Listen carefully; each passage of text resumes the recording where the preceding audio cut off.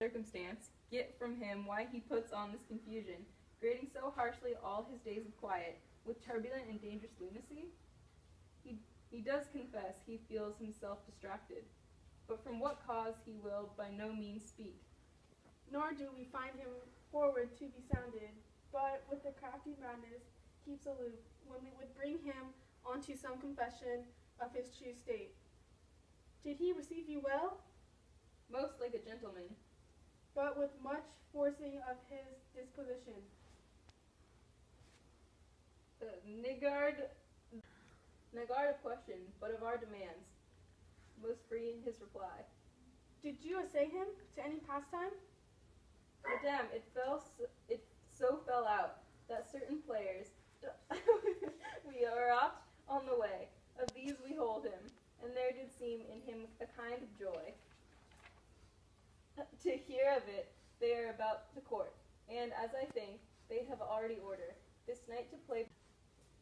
And he beseeched me to entreat your majesties to hear and see that matter. With all my heart, and it doth much content me to hear him so inclined. Good gentlemen, give him a further edge, and drive his purpose on to these delights. We shall, my lord. Sweet Gertrude, leave us too, for we have closely sent for Hamlet hither, that he, as 'twere by accident, may here affront Ophelia. Her father and myself, lawful espials, will so bestow ourselves that, seeing, unseen, we may of their encounter frankly judge, and gather by him as he is behaved, if be the affliction of his love or no, that thus he suffers for. I shall obey you, and for the part, Ophelia, I do wish that your good beauties be happy, 'cause of Hamlet's wildness. So shall I hope your virtues will bring him to his wonted way again, to both your honors. Madam, I wish it may. Ophelia, walk you here, gracious, so please you. We will bestow ourselves. Read on this book. That show of such an exercise may color your loneliness. We are oft to blame in this. 'Tis too much proved that with devotion's visage and pious action, we do sugar o'er the devil himself. Oh, 'tis too true. How smart a lash that speech doth give my conscience. The harlot's cheek, beautied with plastering art, is not more ugly to the thing that helps it, than is my deed to my most painted word. O heavy burthen. I hear him coming. Let's withdraw, my lord. To be or not to be, that is the question. Whether 'tis noble in the mind to suffer the slings and arrows of outrageous fortune, or to take arms against a sea of troubles, or by opposing end them, to die to sleep no more, by a sleep to say we end the heartache and the thousand natural shocks, that flesh is heir to 'tis a consummation devoutly to be wished, to die to sleep perchance to dream, there's the rub, for in that sleep of death what dreams may come, when we have shuffled off this mortal coil, must give us pause. There's the respect that makes the calamity of life so long, for who would bear the whips of scorn of time, the oppressor's wrong, the proud man's contumely, the pangs of despised love, the law's delay, the insolence of office and spurns, the patient merit of the unworthy takes, when he himself might his quitius make with a bare bodkin. Who would fardels bear, to grunt and sweat under a weary life, but that the dread of something after death, the undiscovered country from whose bourne no traveler returns, puzzles the will, and makes us rather bear those ills we have, than fly to others that we know not of. Thus consents does make cowards of all of us, and thus the native hue of resolution is sickled o'er with the pale cast of thought, and enterprises with great pith and moment with this regard. Their currents turn awry and lose the name of action. Soft you now, the fair Ophelia, nymph in thy orisons, by all my sins remembered. Good, my lord. How does your honor for this many a day? I humbly thank you. Well. My lord, I have remembrances of yours that I have longed to redeliver. I pray you now receive them. No, not I, never gave you aught.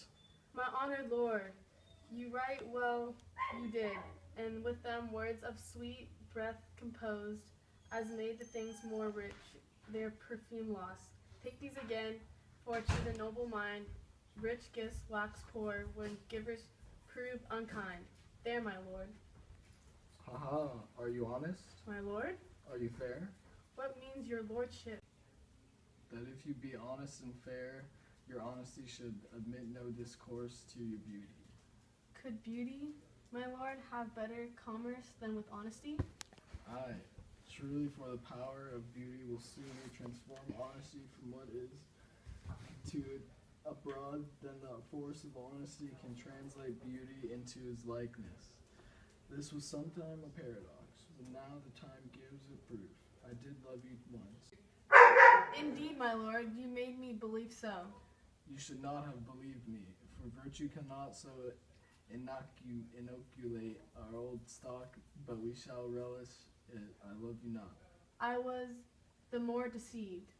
Get thee to a nunnery. Why wouldst thee be a breeder of sinners? I am myself indifferent, honest, but yet I could accuse me of such things that it were better my mother had not borne me. I am very proud, revengeful, ambitious, with more offenses at my beck than I have thoughts to put them in, imagination to give them shape, and or time to act them in.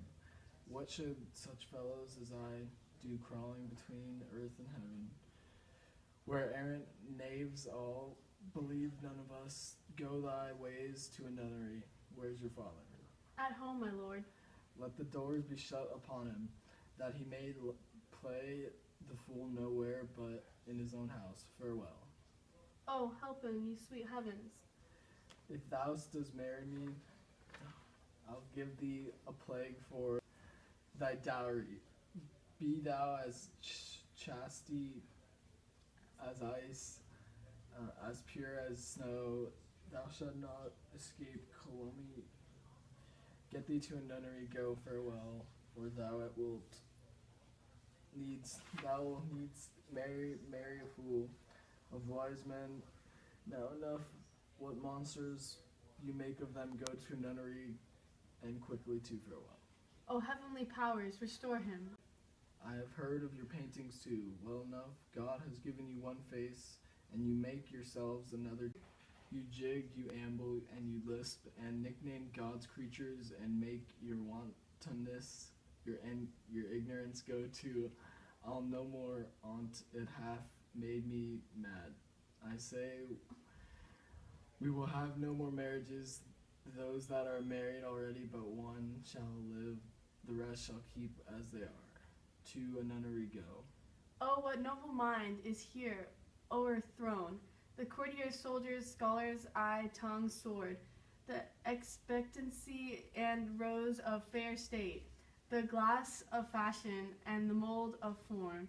The observed of all observers. Quiet down. An eye of ladies, most deject and wretched, that sucked the honey of his music vowed. Now see that noble and most sovereign reason, like sweet bells, jingled out of tune and harsh, that unmatched from and feature of blown youth, blasted with ecstasy. Oh, woe is me, to have seen what I have seen, see what I see. Love, his affections do not that way tend, nor what he spake, though it lacked form a little, was not like madness. There's something in his soul, o'er which his melancholy sits in brood, and I do doubt the hatch and the disclose will be some danger, which, for to prevent, I have in quick determination thus set it down. He shall with speed to England, for the demand of our neglected tribute, happily the seas and countries different, with variable objects shall expel. This something settled matter in his heart. whereon his brain still beating puts him thus from fashion of himself. What think you on't? It shall do well, but yet do I believe. The origin and the commencement of his grief sprung from the neglected love. How now, Ophelia, you need not tell us what Lord Hamlet said. We heard it all. My lord, do as you please. But if you hold it fit, after the play, let his queen mother all alone entreat him to show his grief. Let her be round with him, and all be placed, so please you, in the ear of all conference. If she find him not, to England send him, or confine him where your wisdom best shall think. It shall be so. Madness in great ones must not unwatched go.